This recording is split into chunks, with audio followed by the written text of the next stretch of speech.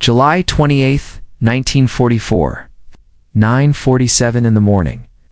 20 American P-38 Lightnings are 640 miles from their base in the South Pacific. According to every manual, every engineer, and every piece of official wisdom, their fuel tanks should be running on fumes.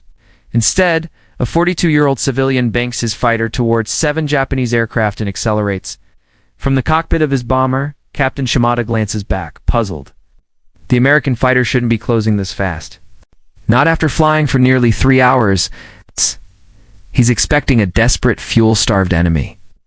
He's about to be tragically mistaken. 3 seconds of cannon fire erupt from the P-38. Shimada's aircraft vanishes into the dense jungle below. And Charles Lindbergh still has enough fuel for 10 more minutes of intense combat.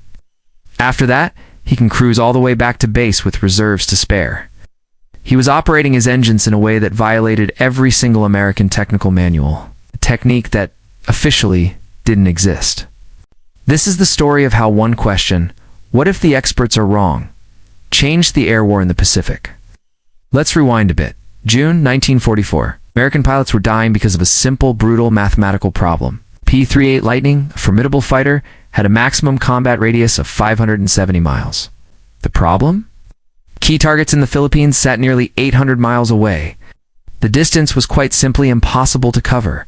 General George Kenney, commander of the Allied Air Forces in the Southwest Pacific, watched in frustration as Japanese positions his fighters couldn't reach, launched attacks week after week. The body bags kept accumulating. The engineers from Allison, the company that built the P-38's powerful engines, were crystal clear in their instructions. Maintain high RPMs and run a rich fuel mixture. If pilots dropped below 2,000 revolutions per minute, the cylinders would overheat. The engines would seize, and dead pilots would follow. This was gospel. Colonel Charles McDonald commanded the 475th Fighter Group, nicknamed Satan's Angels. They had the best kill ratio in the entire theater, but even they couldn't defeat geography. On June 15th, a reconnaissance flight spotted a vital Japanese base. It was 650 miles away. McDonald knew his pilots could reach it, but they could never return. The mission was canceled. Over the next 2 weeks, that very same untouched base was responsible for the deaths of 43 American sailors. Then, Charles Lindbergh walked in.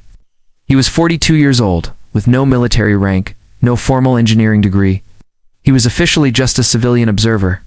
But this was the same Charles Lindbergh who, in 1927, had flown solo across the Atlantic Ocean.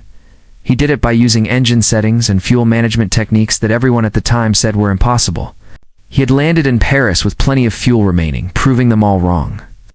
Now, standing in front of Colonel McDonald, he asked a simple question that echoed his past. What if the numbers are wrong? He proposed a single test flight to prove his theory. McDonald, desperate for a solution, agreed. Lindbergh climbed into the cockpit of a P-38 and proceeded to violate every specification in the book. He reduced the engine RPM to 1600, strictly prohibited. Increased the manifold pressure to 30 inches, strictly prohibited. He leaned the fuel mixture all the way to autolean, strictly prohibited. The crew chief on the ground was terrified, fully expecting immediate and catastrophic engine failure. But Lindbergh lifted off smoothly and disappeared into the sky. 4 hours later, he returned. The data was astonishing. His fuel consumption had dropped by a staggering 25%. Anxious mechanics swarmed the aircraft, expecting to find warped cylinders and melted pistons. They found zero damage. The engines were perfectly fine. McDonald grabbed a pencil and did the math. This gives us a 750-mile range, he said, his voice filled with awe. That's half the Philippines. The group's maintenance officer, a man who lived by the book, nervously pointed to the Allison engine manual. Page 47. It says this is prohibited. Lindbergh.com as ever simply replied, did the engines fail? News of the test flight spread like wildfire. A representative from Allison, a man named Patterson, arrived on base, absolutely furious. This violates the laws of physics, he protested. You can't run these engines that way. The argument escalated all the way up to General Enos Whitehead, who listened patiently to both sides. Then, Whitehead delivered his verdict. In the last 6 weeks, he began, 23 of our pilots have died from fuel exhaustion while following your approved procedures. Lindbergh just extended our range by 180 miles. He did it 16 times on test flights without a single failure. The decision was final. Technique was approved. Which brings us back to July 28th. 20 P-38s launched towards Sarum Island, a target previously well out of reach.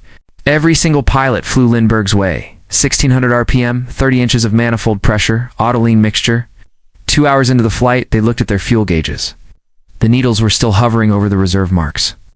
On previous missions, this was the point where pilots would start praying, sweating every drop of fuel. When the 7 Japanese aircraft were spotted, the enemy pilots were likely expecting a flight of desperate Americans, low on fuel and eager to disengage. Instead, they were met by lightnings that roared in with full power, attacking with the confidence that only comes from having plenty of fuel in the tank. The fuel they had saved cruising to the target now became a combat reserve.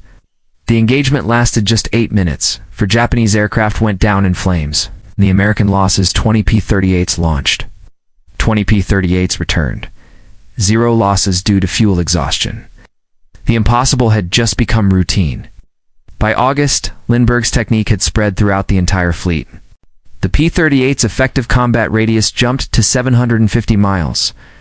Fuel-related pilot deaths plummeted from 23 a month to just 3. By the end of the war, the impact was monumental. 8,000 pilots were trained in the Lindbergh cruise technique. It was directly credited with enabling 1,430 additional enemy kills. More importantly, an estimated 234 American pilots survived missions they otherwise would have died on, all because they had enough fuel to make it home. Allison, the engine manufacturer, quietly changed their manuals. The once prohibited setting became the new recommended procedure for long-range cruising. There was, however, no mention of Charles Lindbergh. Years passed. In 1968, a retired lieutenant colonel named Phil Watkins wrote a letter to Lindbergh. Every time I landed with fuel to spare, he wrote, I thought of you. Because of you, I came home. I met my wife, had my children. How do you thank someone for that? When Charles Lindbergh died in August of 1974, the obituaries were filled with stories of his historic flight across the Atlantic. Almost none of them mentioned his service in the Pacific. But the lesson of his contribution endures. Sometimes the greatest innovations don't come from massive budgets or teams of experts. They come from one person, daring to ask a simple, powerful question. What if they're wrong? The thousands of pilots who came home to their families knew the answer. Thanks for watching. If you found this story as incredible as I did, make sure to like, subscribe, and hit that notification bell for more hidden histories. See you next time.